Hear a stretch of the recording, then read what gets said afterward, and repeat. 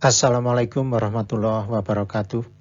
Pada kesempatan kali ini kita akan mempelajari pemrograman interpolasi Lagrange universal di Python.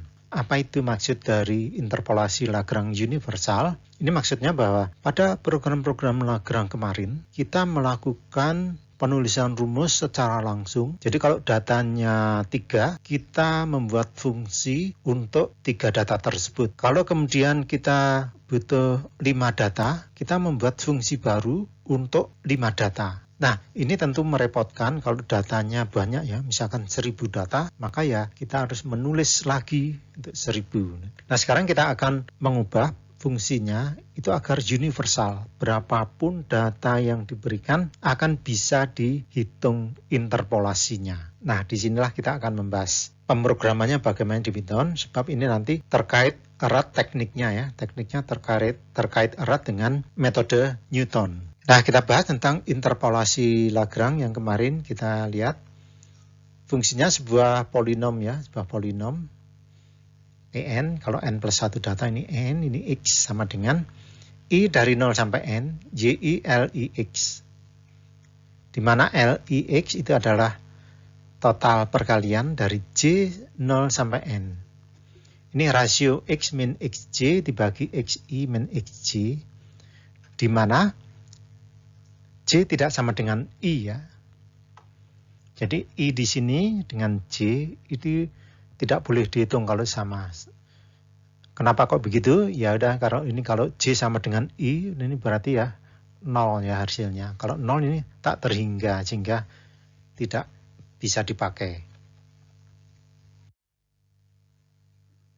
Nah, ini kita ekspansi untuk bermacam-macam data ya. Kalau 2 data seperti ini, P1 X Y0 plus Y1.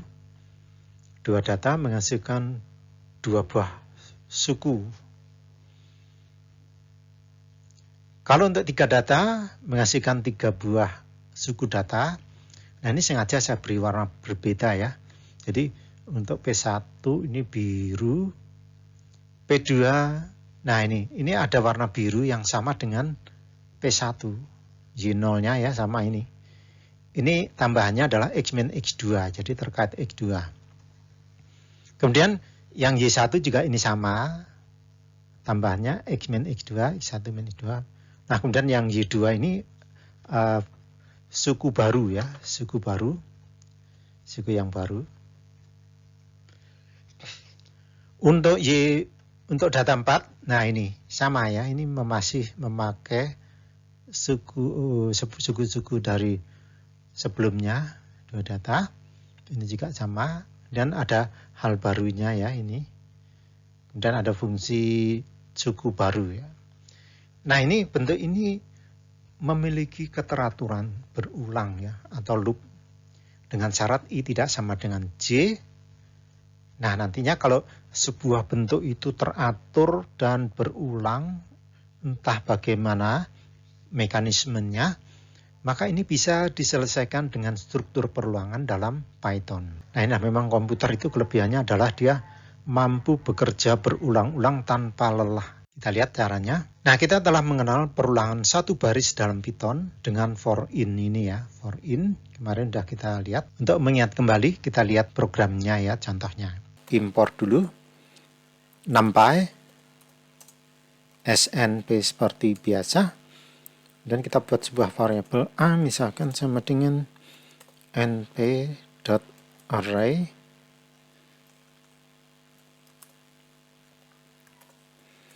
Lalu kita pasang data misalkan 2, 3, 4, 5 semacam ini. Nah, kalau kita pengen looping ke seluruh data, kemarin kita xx for xx in x semacam ini, kita tekan enter.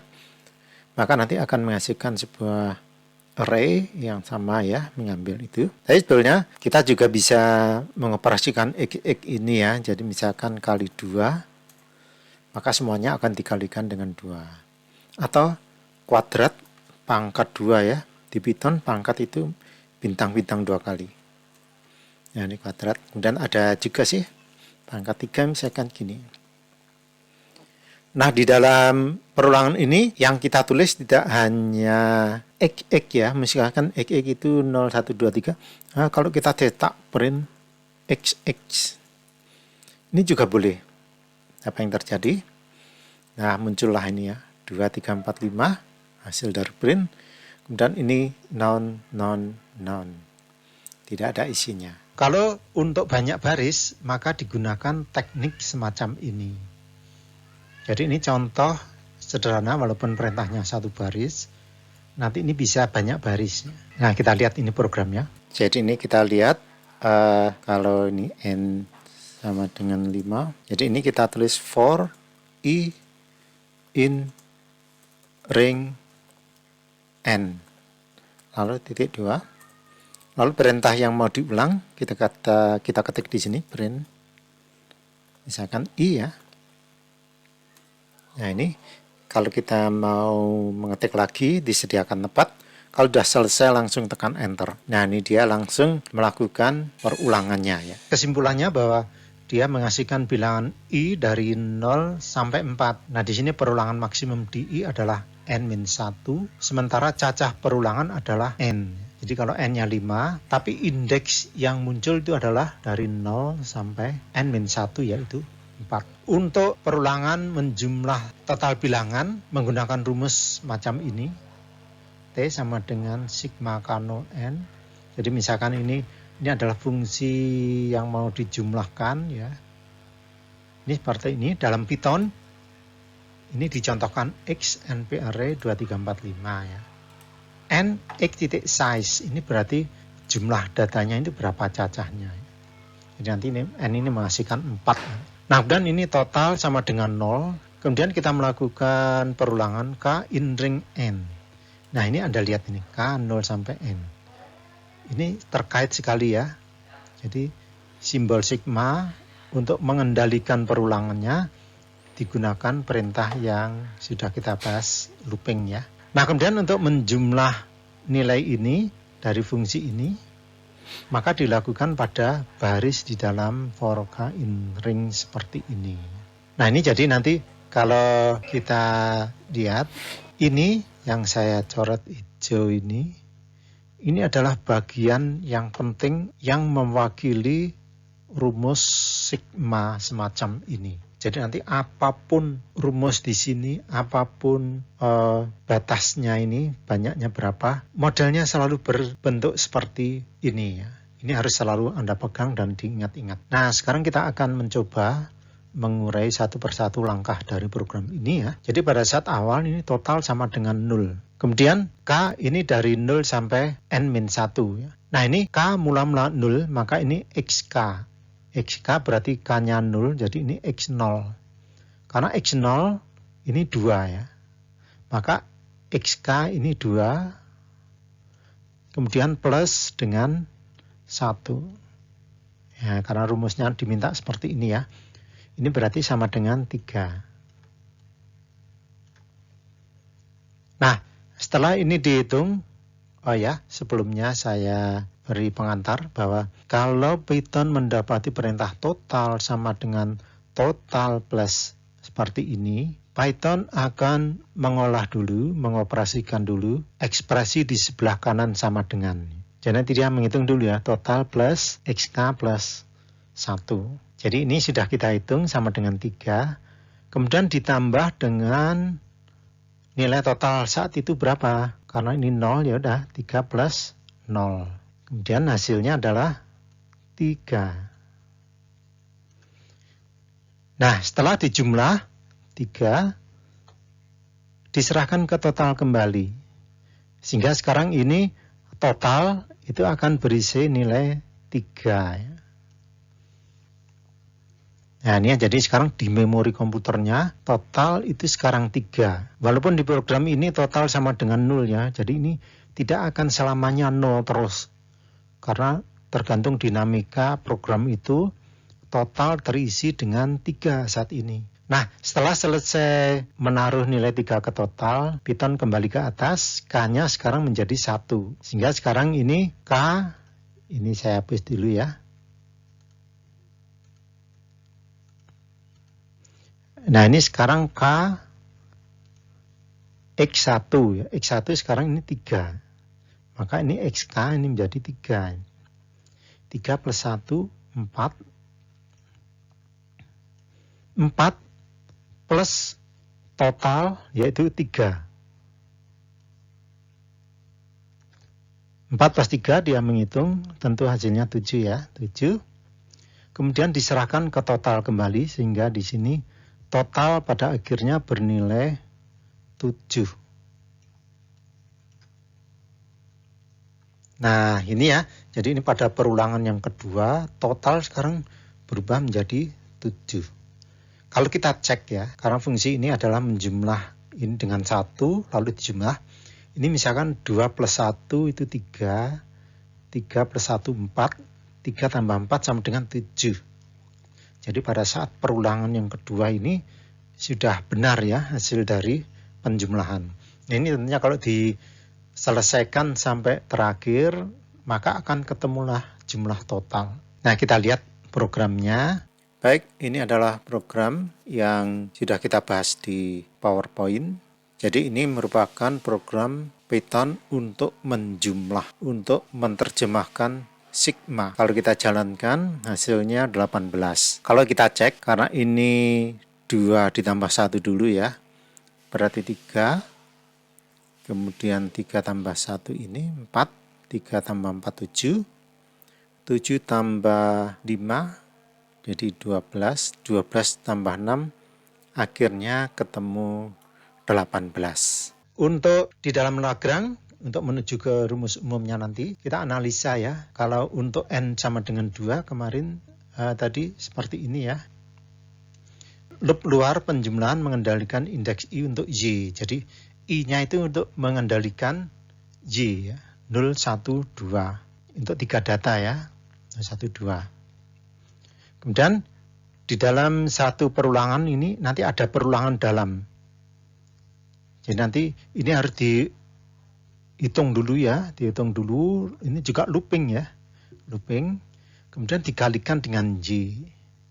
Nah, hasil perkaliannya ini nanti dijumlahkan dengan yang ini. Nah, yang ini harus mengoperasikan ini dulu ya. Dan yang ini setelah itu dikalikan, ditambahkan ya. Plus Y2 ini.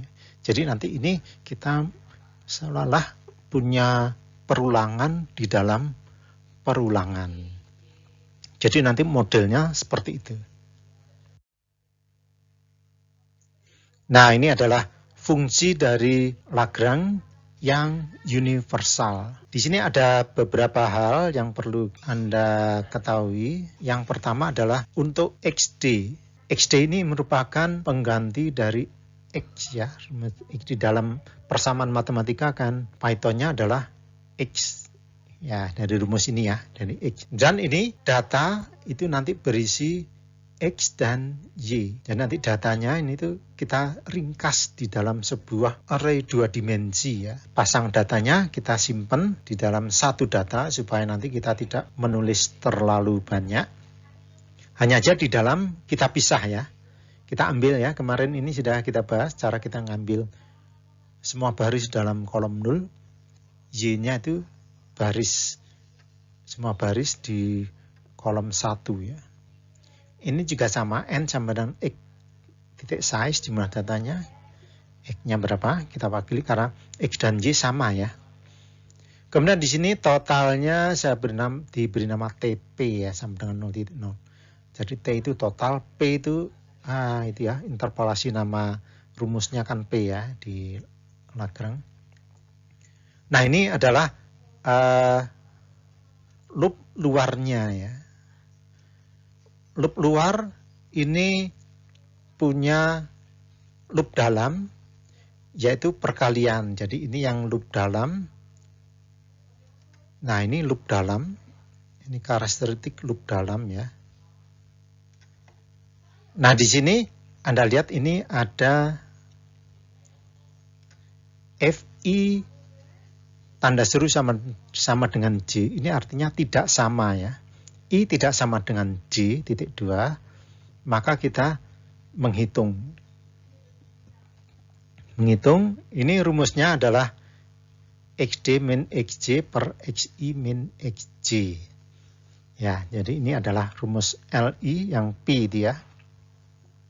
Jadi Anda bisa melihat rumus kemarin ya.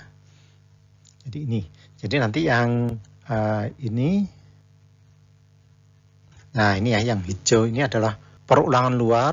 Kemudian ini perulangan dalam untuk menghitung Pi. Jadi total perkalian. Nah kenapa kita harus menghitung dulu ini? Sebab ini harus dihitung dulu untuk dikalikan dengan YI. Seperti rumus dari interpolasi Lagrange ya. Jadi ini jumlah totalnya YI kalikan sebuah L ya, TL. Dan akhirnya return P. Kita lihat programnya bagaimana cara memakai program ini. Kita lihat di tayangan berikutnya. Baik, sekarang kita akan membahas penggunaan dari fungsi interpolasi Lagrange yang sudah dibuat dan dibahas di PowerPoint. Yang pertama adalah data itu harus diwujudkan dalam bentuk array 2 dimensi, di mana kolom yang ke-0 itu adalah X, kolom ke-1 adalah Y. Kemudian untuk persiapan grafik, meskipun datanya ini ada 5, kalau kita mau mengambil hanya 3 data ya, jadi 3 data untuk keperluan membandingkan grafik dari fungsi interpolasi Lagrange. Caranya seperti ini. Nah, ini akan kita coba ya. Jadi kalau NumPy ini kita jalankan, importnya dulu. Kemudian kita ciptakan data ini, kita copy.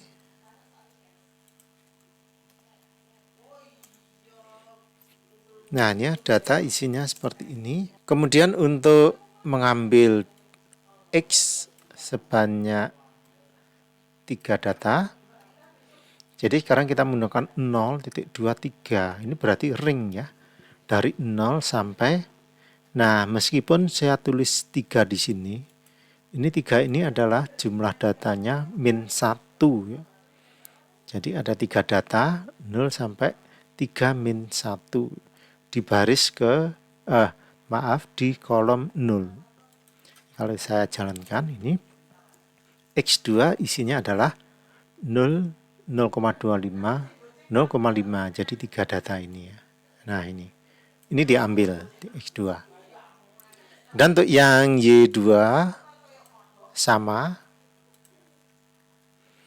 03 kolom 1 ya. Jadi yang Y. Jadi nanti ini Y2. Nah ini. Jadi ini memisah. Ini kita pakai untuk membuat kurvanya ya. Sekaligus menyediakan data scatter ya, X2, Y2. Kemudian X22, Y22 itu adalah kurvanya. Nah, kemudian ini kalau ini untuk mengambil sebanyak 5 data ya, ini mengambil semua. Nah, kemudian yang perlu diperhatikan di sini, sewaktu kita mengirim data yang mau kita olah ini untuk yang 3 di sini, ini kita tulis seperti ini, data 03. Nah, ini apa maksudnya? Sama ya. Jadi ini baris dari 0 sampai 3-1 semua kolom. Kalau saya tekan enter. Nah, ini ya. Jadi ini mengirim data tapi hanya 3 data ya. 3 pasang data ke fungsi Lagrange yang ada di sini. Nah, ini nanti akan berguna sekali cara ini untuk mengambil data ya. Jadi nanti Anda perhatikan bahwa di Python kalau kita mau mengambil data dari sebuah pasang data, tidak semua memakai cara seperti ini.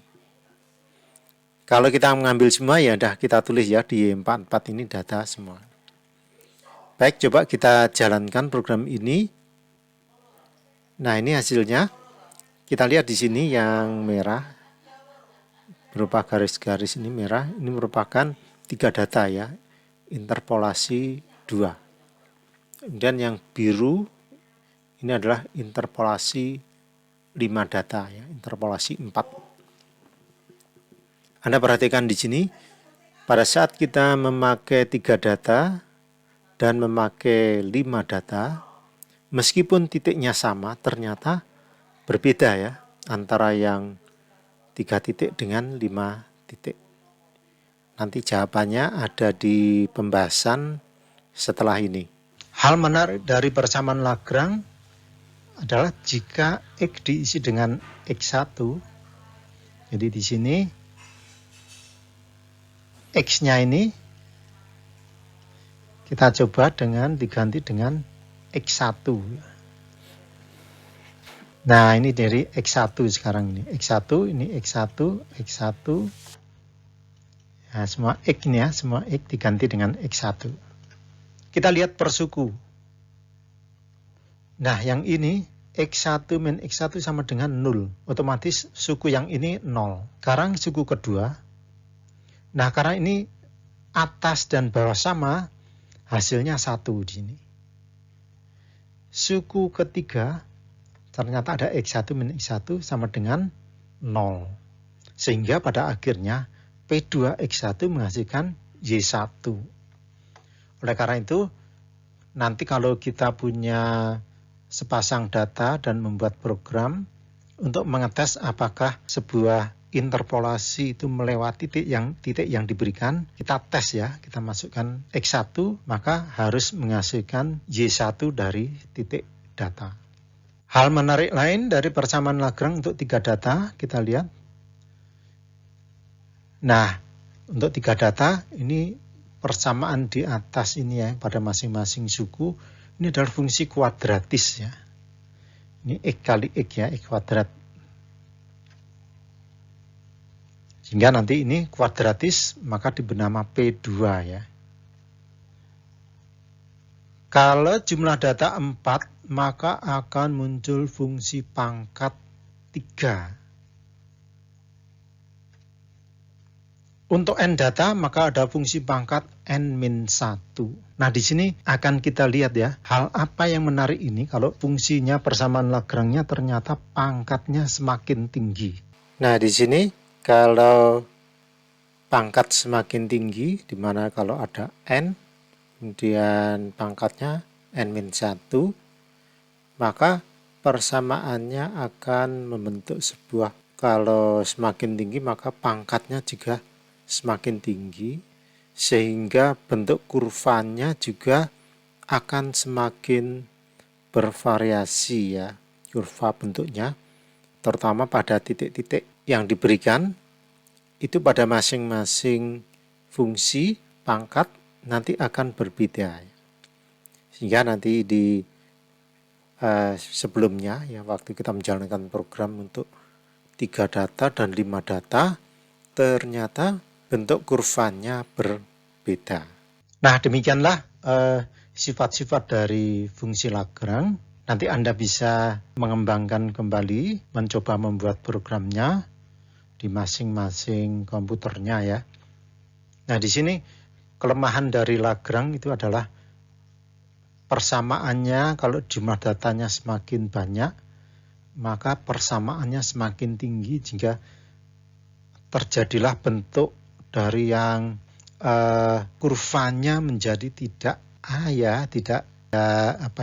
tidak alamiah ya, tidak natural. Nah, untuk mengatasi itu maka nanti akan kita bahas dalam fungsi interpolasi Newton. Sekian, Assalamualaikum warahmatullahi wabarakatuh.